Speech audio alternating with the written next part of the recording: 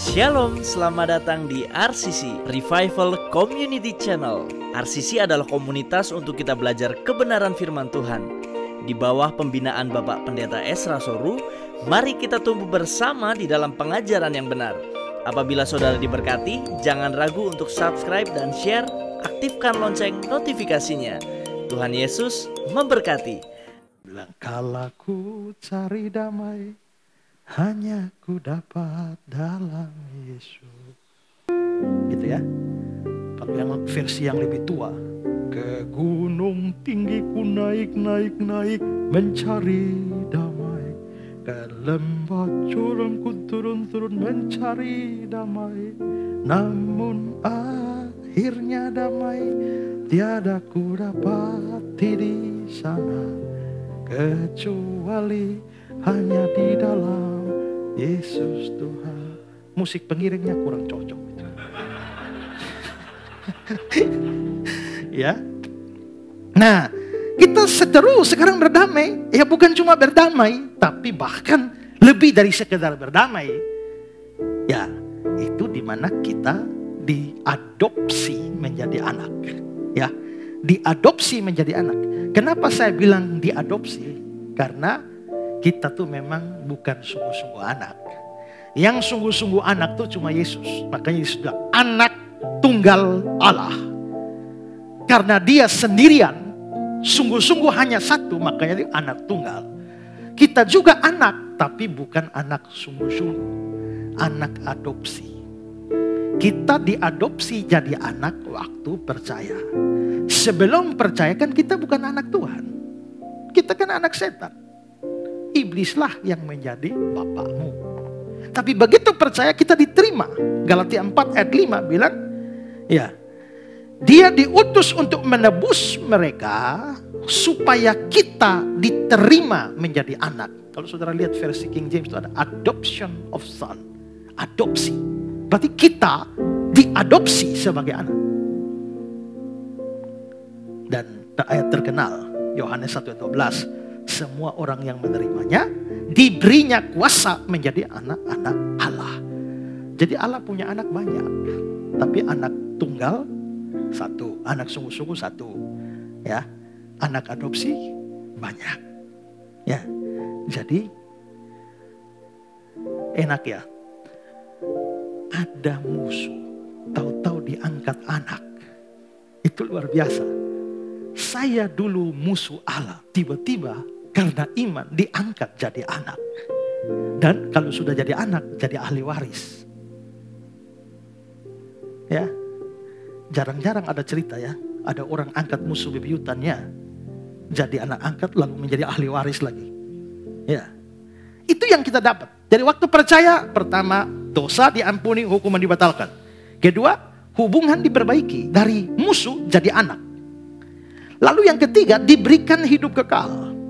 Yohanes 3:16 ayat terkenal ya. Supaya setiap orang yang percaya kepadanya tidak binasa, melainkan beroleh hidup yang kekal. Saudara,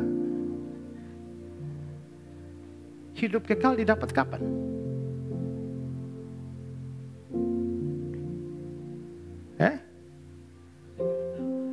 Ketika percaya. Masuk surga kapan?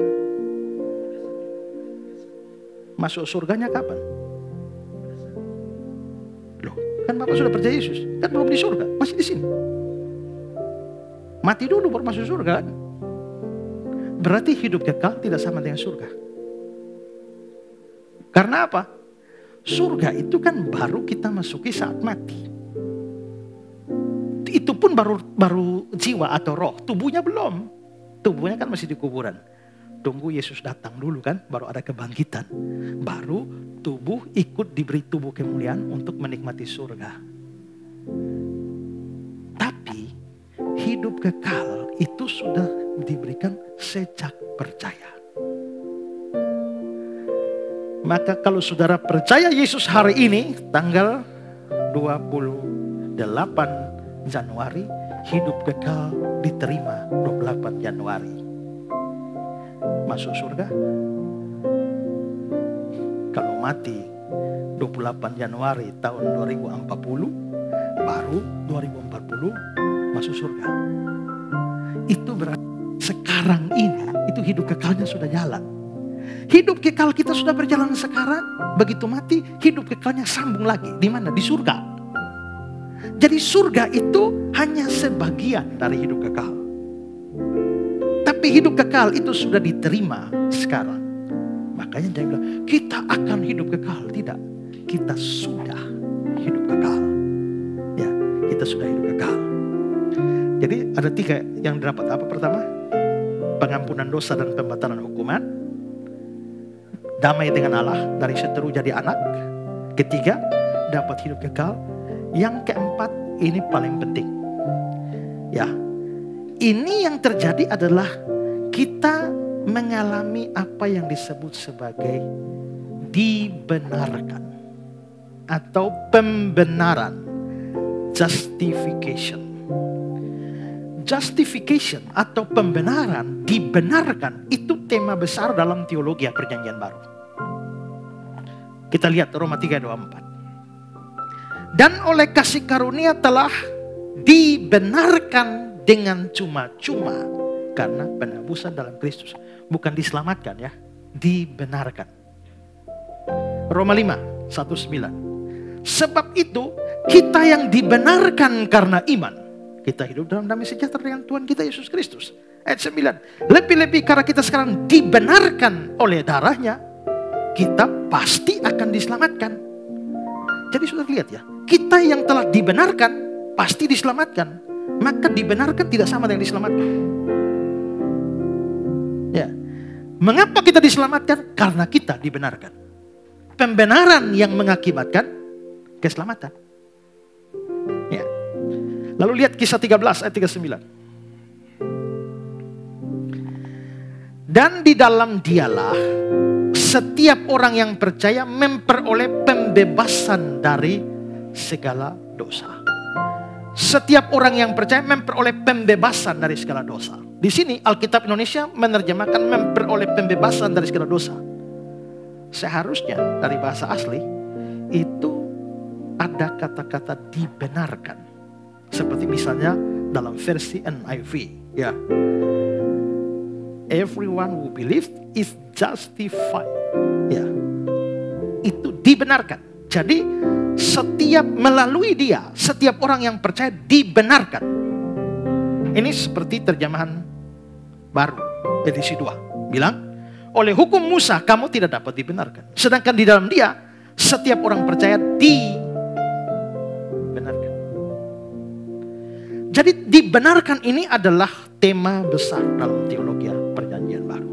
Ya. Nah, apa artinya dibenarkan? Kata bahasa Ibrani to justify itu adalah hitsdik.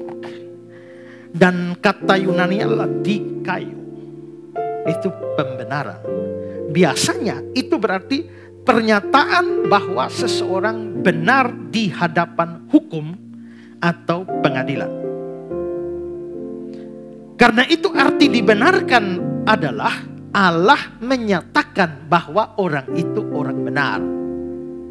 Begitu Allah menyatakan Pak orang benar, itu namanya Pak mengalami justification, pembenaran. Sekarang perhatikan Charles Hodge. Hodge mendefinisikan pembenaran begini. Pembenaran itu adalah suatu tindakan dari kasih karunia yang bersifat cuma-cuma dari Allah. Dengan mana dia mengampuni semua dosa kita dan menerima kita sebagai orang benar dalam pandangannya. Tekanan saya garis bawahi. Menerima kita sebagai orang benar dalam pandangannya. Alrighty. Pembenaran itu artinya membenarkan berarti menyatakan benar. Mengumumkan keputusan yang menyenangkan, menyatakan benar. Ya. Agak lambat slide-nya. Ya. Sekarang George Eldon Ladd. Next. Ladd mengatakan, pokok gagasan pembenaran ialah pernyataan Allah, hakim yang adil, bahwa orang yang percaya kepada Kristus, sekalipun penuh dengan dosa, dinyatakan benar, dipandang sebagai benar. Nah, saudara, itu pembenaran, definisinya. Menyatakan bahwa seorang berdosa itu benar, bukan menjadikan hidup orang itu menjadi benar. Ya, justification bukan berarti to make holy. Ya, membuat jadi suci atau menguduskan, bukan. Ini hanya merupakan pernyataan hukum yang membenarkan seseorang dalam hubungan dengan hukum. Perhatikan kata-kata Hodge lagi. Next. Jika menyatakan bersalah tidak berarti membuat jadi jahat, maka membenarkan tidak berarti membuat jadi baik. Jadi waktu Tuhan membenarkan kita bukan berarti dia buat kita jadi baik, jadi orang baik. Bukan itu maksudnya. Ya, listen lagi. Pembenaran merupakan suatu tindakan deklaratif. Pembenaran bukan sesuatu yang dikerjakan di dalam manusia, tapi sesuatu yang dinyatakan tentang manusia. Pembenaran tidak menjadikan seseorang benar, hanya menyatakan dia benar. Bukan bikin dia jadi orang benar, hanya menyatakan dia benar. Atau Louis Berkhof, pembenaran adalah tindakan yuridis Allah, suatu pernyataan berkenaan dengan orang berdosa, dan bukan suatu tindakan proses pembaruan seperti kelahiran kembali, pertobatan dan penyucian. Kendati pun berurusan dengan orang berdosa, pembenaran tidak mengubah kehidupan batiniahnya. Pembenaran ini tidak mempengaruhi kondisinya, tetapi kedudukannya. Nah, dari semua kutipan yang saya berikan, kelihatannya pembenaran ini tidak berkenaan dengan sikap kita atau tindakan kita, tapi ini berkenaan dengan status kita atau kedudukan kita di hadapan Allah. Dengan kata lain, sebelum kita beriman, status kita itu sebagai orang berdosa. Tidak peduli kita masih dalam kandungan atau sudah di luar kandungan, sebelum kita mampu berbuat dosa atau setelah berbuat dosa, status kita itu orang berdosa. Maka setelah beriman, status kita itu orang benar. Tidak peduli betapa berdosanya kita. Oke, ada pemabuk yang luar biasa. Baru cium mabuk, minuman keras. Ya, 100 meter dia mulai mabuk dari sini. Ini artinya memang mabuk tingkat dewan ya. Tiba-tiba ada KKR. Siapa mau terima Yesus beriman? Si pemabuk maju. Dan dia terima Yesus hari itu. Pertanyaan saya, dia sudah berhenti mabuk? Apakah setelah itu dia betul-betul off mabuk? Belum tentu juga ya. Mungkin biasa 1 hari 10 botol. Setelah terima Yesus sudah kurang 1 hari 7 botol. Ya kan? Sudah kurang.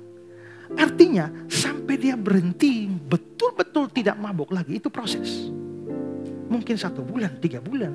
Ya, tapi artinya ada perubahan. Tapi kapan dia dinyatakan benar? Sejak dia buka hati terima Yesus. Hari itu juga dia jadi orang benar. Tapi besok dia masih mabuk.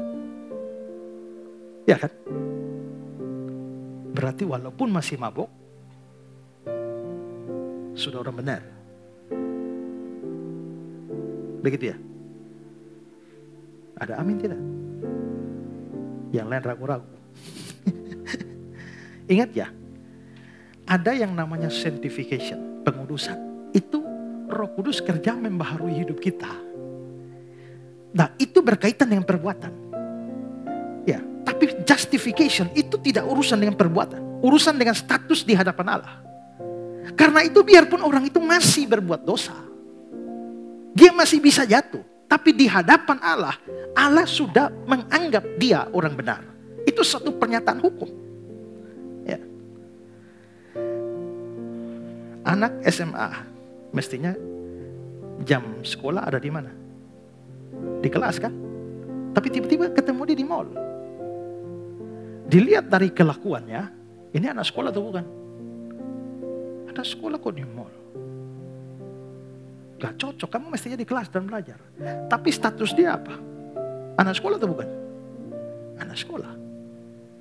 Terlepas lagi dia di mall, tapi status dia itu anak sekolah. WNI, warga negara Indonesia. Tapi sudah 20 tahun kerja di luar. Ya. Tapi status dia WNI itu tidak berubah walaupun dia tidak ada di negara Indonesia. Karena itu begitu kita percaya Yesus, langsung status kita di hadapan Allah menjadi berubah. Tadinya status orang berdosa. Tapi sejak percaya Yesus, statusnya langsung jadi orang benar, biarpun sikap perilaku masih jatuh bangun dalam dosa. Luar biasa Tuhan ya. Kalau Tuhan baru mau menyatakan kita benar setelah kita suci, sempurna. Saya mau tanya, siapa bisa jadi orang benar? Sampai mati tidak ada satu orang pun jadi orang benar. Ya, karena hari ini kita bisa tahan, besok belum tentu. Kita satu dosa kita bisa tidak lakukan, tapi dosa lain kan bagaimana? Kita tidak yang banyak-banyak lah. Kasihilah Tuhan dengan segenap hatimu, segenap jiwamu, segenap kekuatanmu, dan segenap akal budimu. Saya tanya, siapa yang pernah lakukan itu? Segenap hati. Segenap, tapi sebulat-bulatnya hati tidak terbagi-bagi lagi. Jangan. Pendeta juga belum tentu sebulat-bulat hati. Hati, jiwa, kekuatan. Semua total hanya Tuhan saja. Gak mikir lain lagi. Menurut saya hanya satu ini saja tidak ada orang lolos. Belum lagi 10 hukum. Tak usah ngomong 10 hukum, satu saja. Jangan berdusta. Siapa yang tidak pernah berdusta?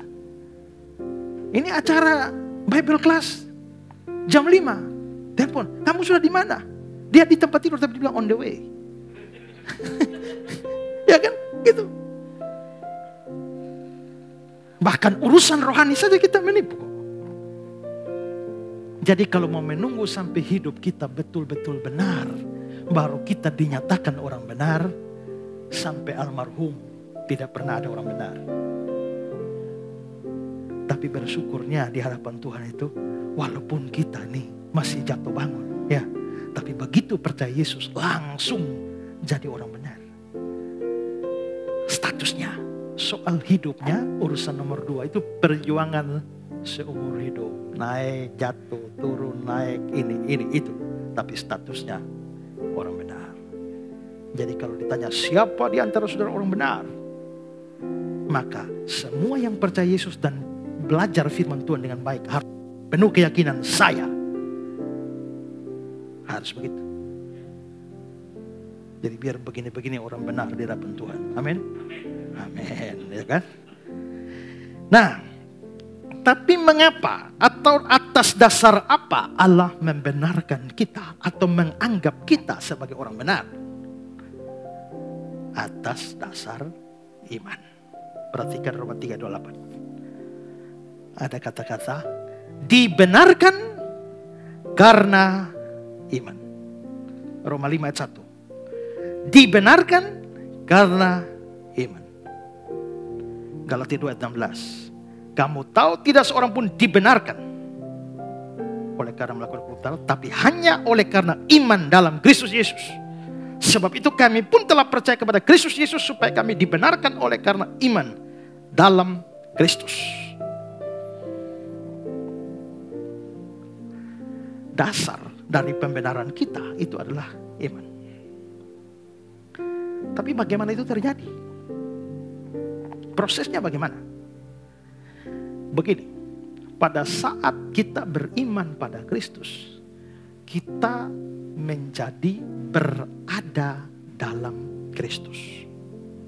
Waktu percaya pada Kristus, berada dalam Kristus. Saat berada di dalam Kristus, maka kebenaran Kristus diberlakukan kepada kita, sehingga kita menjadi orang benar walaupun hidup kita belum benar. Gini, banyak orang berpikir bahwa yang paling penting dari Yesus itu adalah kematiannya. Mereka lupa bahwa selain kematian ada kehidupan Yesus. Kemarin di Sanger saya jelaskan soal takluk di bawah hukum. Allah mengutus anaknya yang lahir dari seorang perempuan takluk kepada hukum. Takluk kepada hukum tuh under the law, berada di bawah hukum. Maksudnya apa? Maksudnya gini, dia kan Tuhan, dia yang bikin hukum. Kalau Tuhan yang bikin hukum, mestinya hukum itu bagi manusia, bukan bagi Tuhan. Kalau Pak Yos di kantor bikin aturan untuk pegawai, masuk jam 8 semua ya. Terus Pak Yos masuk jam 10. Ada yang protes. Bapak kok masuk jam 10? Masalahnya aturan yang dibikin jam 8 itu bukan untuk bos, untuk karyawan. Maka Pak Yos di atas aturannya. Tapi semua pegawai di bawah aturan. Tuhan itu di atas aturan. Jangan membunuh, semua tidak boleh membunuh. Kalau Tuhan bunuh bagaimana? Apa itu membunuh? Mencabut nyawa orang. Berarti tiap hari Tuhan membunuh kan? Tuhan cabut nyawa orang tiap hari itu. Apa Tuhan berdosa? Tidak. Dia di atas hukum. Nah, datang ke dalam dunia, Allah mengutus anaknya, lahir dari seorang perempuan dan takluk di bawah hukum. Berarti dia taruh dirinya di bawah hukum. Karena taruh diri di bawah hukum, berarti semua hukum harus dia taati. Maka Yesus waktu di dunia itu taat seluruh hukum. Walaupun sebenarnya tidak harus. Saya ambil contoh. Pernah kan Yesus dan murid-muridnya ditanya oleh orang, apakah gurumu bayar biaya bait Allah? Bayar pajak bait Allah? Petrus bilang, ya bayar. Sampai di dalam rumah, Petrus tanya, apa yang kalian bicarakan? Dia tanya, apakah guru bayar biaya bait Allah? Lalu Yesus bilang, kepada siapakah raja-raja di dunia ini menerima pajak? Dari orang luar kah? Atau dari anaknya? Dari orang luar. Kalau begitu bebaslah anaknya. Jadi raja-raja itu yang orang-orang rakyat bayar pajak pada raja. Anak raja tidak perlu bayar pajak. Nah sekarang biaya pajak ini pajak apa? Pajak bait Allah. Apa itu bait Allah? Baitnya Allah. Yesus di siapa? Anak Allah. Kalau begitu anak Allah tidak perlu bayar pajak rumah bapaknya kan? Gak perlu. Dia tidak harus bayar pajak. Tapi Yesus bilang, tapi supaya tidak jadi batu sandungan, kau pergi tangkap itu ikan, pancing, nanti dapat 2 koin, bayar pajak. Berarti Yesus tidak harus bayar pajak, tapi dia taruh dirinya di bawah hukum supaya dia bisa taat. Dan ternyata dalam ketaatannya Yesus taat sempurna. Aku senantiasa berbuat yang berkenan kepadanya. Yesus itu selalu berkenan, senantiasa berkenan. Kalau kita ini berkenannya, hari ini berkenan, besok tidak berkenan, siang berkenan, malam tidak. Waktu mau ke kantor berdoa berkenan, di tengah jalan maki orang tidak berkenan. Ya kan? Selalu saja kita berkenan, tidak berkenan terus. Tapi Yesus, aku senantiasa berkenan. Berarti dalam ketaatan terhadap hukum, dia taat sempurna. Apa pentingnya kematian Kristus? Menebus. Apa pentingnya kehidupan Kristus yang taat? Membenarkan. Membenarkan.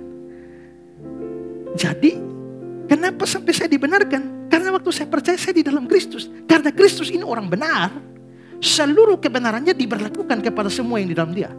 Dia otomatis jadi benar semua. Ini kebalikan dari yang tadi, waktu berdosa. Kita tuh kan keturunan Adam. Waktu kita keturunan Adam, Adam ini kan berdosa.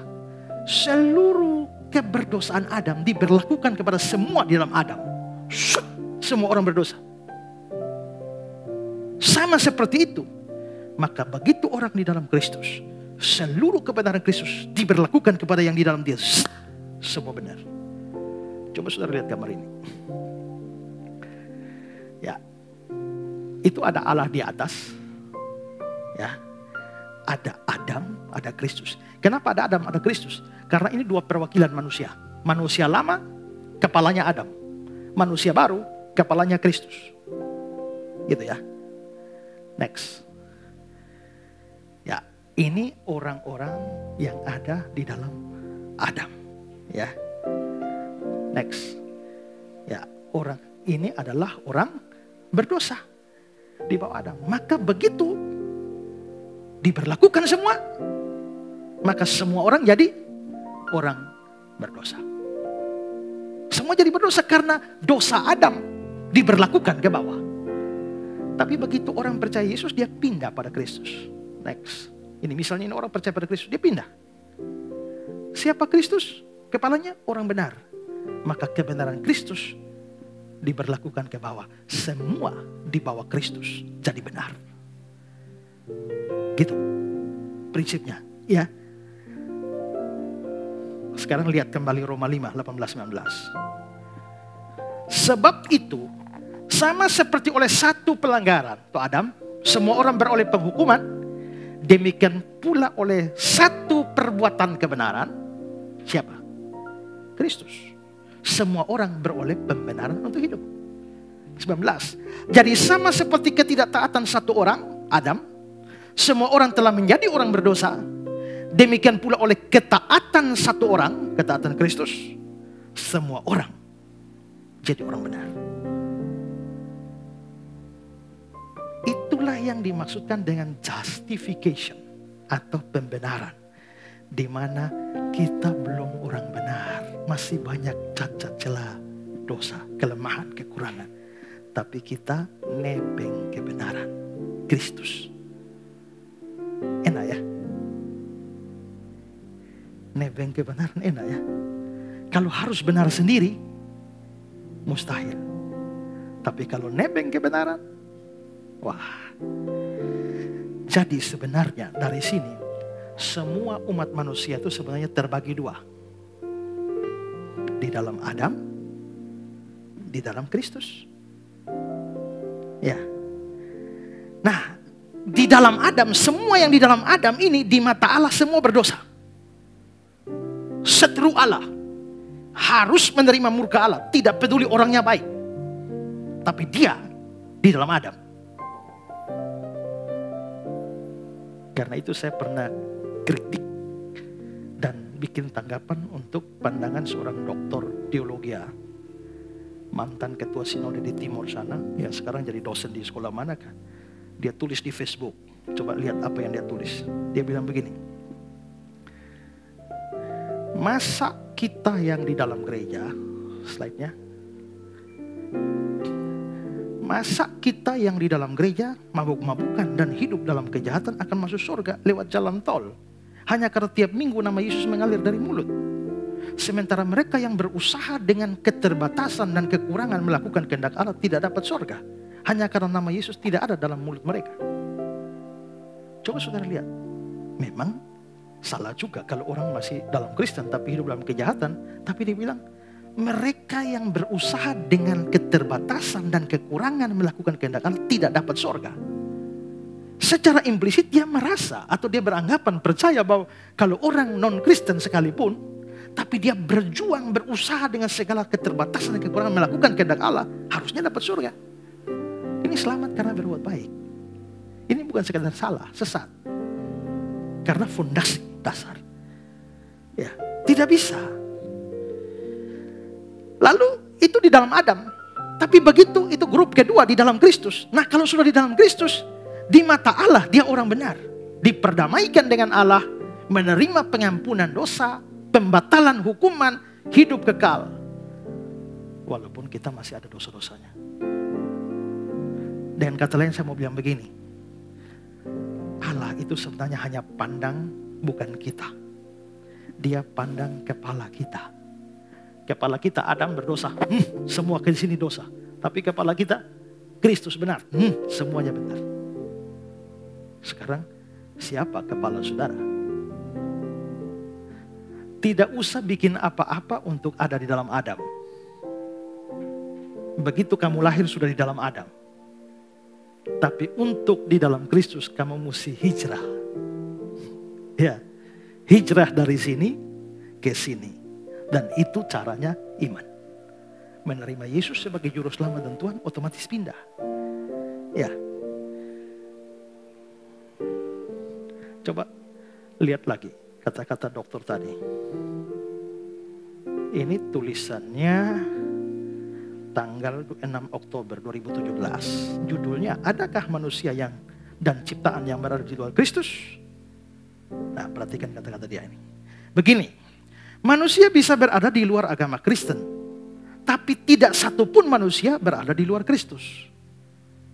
Jadi orang bisa di luar Kristen, tapi semua dalam Kristus. Jadi orang Islam juga dalam Kristus, Hindu juga dalam Kristus, Buddha juga dalam Kristus, mana saja. Komunis, animisme, semua dalam Kristus. Dosen belum selesai menjelaskan, jadi rupanya dia mau cerita dia lagi ngajar begitu. Dosen belum selesai menjelaskan, seorang mahasiswa lain menyerobot masuk. Betul Pak, saya juga berpendapat begitu. Beta khawatir satu hal, beta itu saya. Ya, beta khawatir satu hal. Kita selalu berpikir orang di luar agama Kristen otomatis berada di luar Kristus. Adakah sesuatu yang diciptakan di luar Kristus? Saya rasa ini harus diluruskan Pak. Maaf kalau saya salah. Lalu dosen bilang, oke, setuju. Bolehkah ditunjukkan dasar biblis, dasar Alkitab, you membangun itu? Lalu mahasiswa jawab, siap Pak. Saya temukan dalam Kolose 1 ayat 16-17. Baiklah saya bacakan dari handphone saya Pak. Karena di dalam dialah telah diciptakan segala sesuatu yang ada dalam surga, yang ada di bumi, yang kelihatan, yang tidak kelihatan, baik singgasana maupun kerajaan, baik pemerintah maupun penguasa, segala sesuatu diciptakan oleh Dia dan untuk Dia. Ia ada terlebih dahulu dari segala sesuatu dan segala sesuatu yang ada di dalam Dia. Yohanes 1 ayat 3 juga bilang begini Pak. Segala sesuatu dijadikan oleh Dia dan tanpa Dia tidak ada satupun yang telah jadi dari segala yang dijadikan. Kira-kira itu yang saya tunjukkan Pak. Lalu dosen menjawab, mantap, you dapat 2 jempol. Karena hanya ada 2 jempol di tangan saya. Itu artinya you sudah tidak lagi berpikir seperti anak sekolah minggu. Jadi tidak ada satupun manusia yang di luar Kristus. Semoga itu sudah jelas. Oh, ini doktor teologi yang ngomong loh. Tapi saudara, menurut saya ini kebodohan. Ya, kebodohan di dalam memahami kitab suci. 2 ayat yang diberikan, Kolose 1, 16-17 dengan Yohanes 1 ayat 3 itu dijadikan dasar untuk bicara soal berada di dalam Kristus dalam konteks keselamatan. Ya, padahal 2 ayat tadi itu berada dalam Kristus dalam konteks penciptaan. Konteksnya penciptaan. Maksud dari 2 ayat itu adalah Kristus menciptakan semuanya. Mau agama apa saja, batu, kayu juga. Semua diciptakan Kristus. Ya, tidak ada yang diciptakan, tidak ada yang tidak diciptakan Kristus. Lalu bagaimana ayat itu diterapkan dalam konteks keselamatan? Ya. Kalau saya dosennya, saya tetap kasih 2 jempol untuk mahasiswanya. Tapi nggak ke atas, ke bawah. Ya. Kalau menurut pandangan dia semua orang ada dalam Kristus dan tidak ada satupun yang tidak dalam Kristus. Sekarang coba lihat Yohanes 15 ayat 4-6. Tinggallah di dalam aku dan aku dalam kamu. Sama seperti ranting tidak dapat berbuah dari diri sendiri kalau ia tidak tinggal pada pokok anggur. Demikian juga kamu tidak berbuah jikalau kamu tidak tinggal di dalam aku. Berarti menurut Yesus ada loh orang di luar dia. Ya, akulah pokok anggur, kamu ranting-rantingnya. Barang siapa tidak tinggal dalam aku dan aku dalam dia berbuah banyak. Sebab di luar aku, berarti ada kondisi di luar. Kamu tidak dapat berbuat apa-apa. Barang siapa tidak tinggal di dalam aku, dia dibuang keluar. Berarti ada dong orang tidak tinggal dalam Kristus. Jadi tidak semua orang dalam Kristus, hanya orang percaya dalam Kristus. Orang percaya, tahu semua orang agama lain lah. Banyak orang dalam gereja tapi di luar Kristus. Namanya tercatat dalam buku keanggotaan gereja, tapi tidak tercatat dalam buku kehidupan. Gitu ya. Nah, jadi kalau kita bicara tentang kekristenan yang sejati, mula-mula itu start dari status. Tahu dari mana seorang Kristen sejati? Lihat statusnya. Ya, masih di dalam Adam atau atau sudah di dalam Kristus. Ya, kalau di dalam Kristus ya benar semua dia. Dibenarkan dalam Kristus ya dianggap dosa. Oke.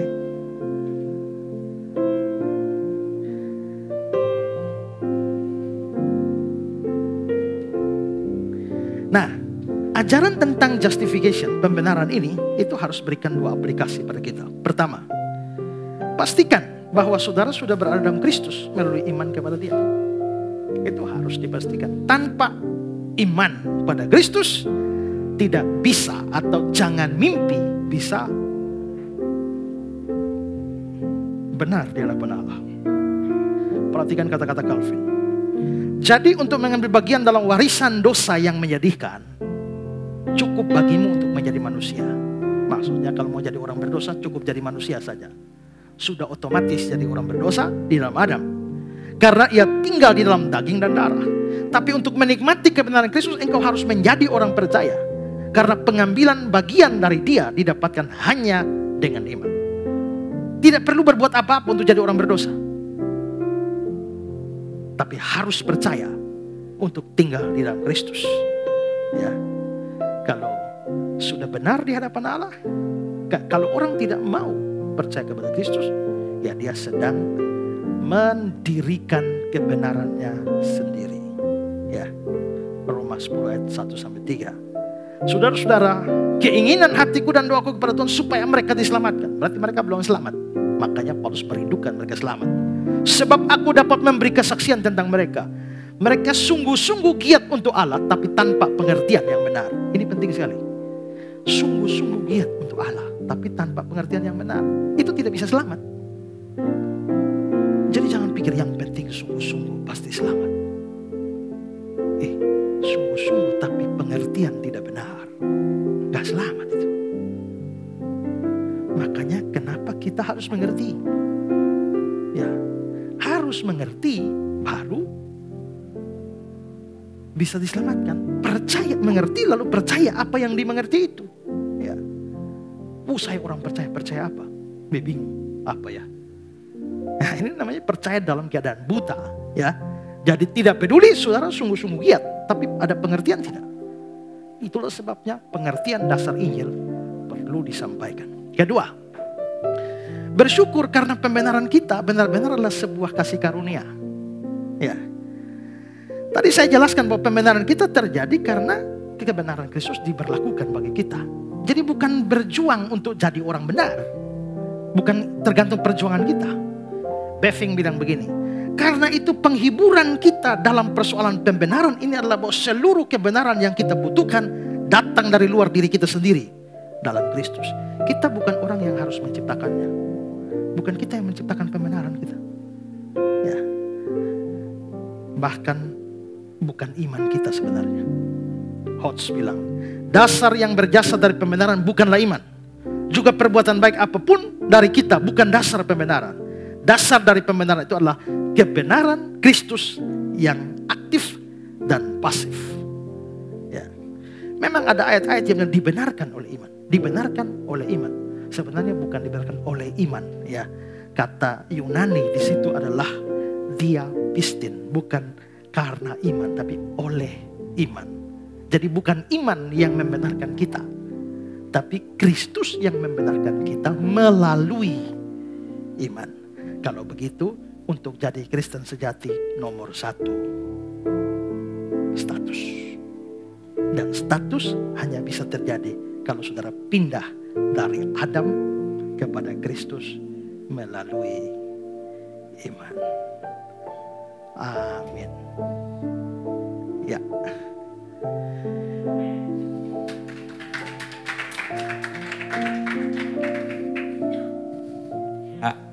Sudah diberkati saudara.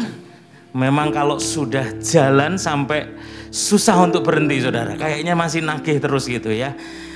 Kita akan break sejenak. Jadi kira-kira mungkin 15 menit. Mestinya kita break sekitar 30 menit. Mungkin seksi konsumsi logistik boleh mempersiapkan diri. Saudara mungkin bisa toilet break sebentar. Atau mungkin jangan bergerak dulu karena akan dibagikan makanan. Cuman mohon tolong kerjasamanya supaya tidak berceceran kemana-mana, tolong jaga kebersihan dan makan dengan pelan-pelan supaya kita juga terisi. Pertanyaannya sekarang saudara, Anda di luar atau di dalam saudara? Halo? Karena tadi Pak Esra sampaikan bahkan yang aktif di gereja, bahkan yang sudah melayani belum jaminan bahwa engkau sudah di dalam Kristus saudara. Karena yang penting sesi tadi yang pertama adalah status. Katakan status saudara. Amin.